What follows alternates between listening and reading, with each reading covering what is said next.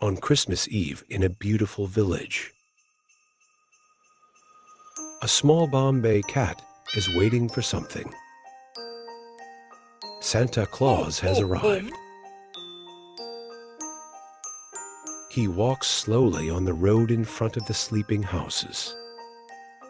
The small cat met Santa Claus and wanted to tell him something. He leads the way for Santa Claus.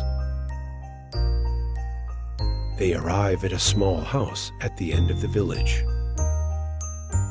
Santa Claus looks through the window of the house.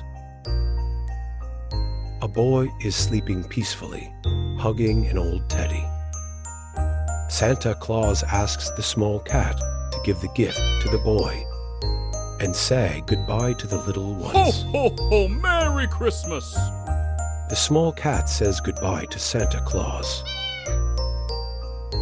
and returns to the boy with the wonderful gift.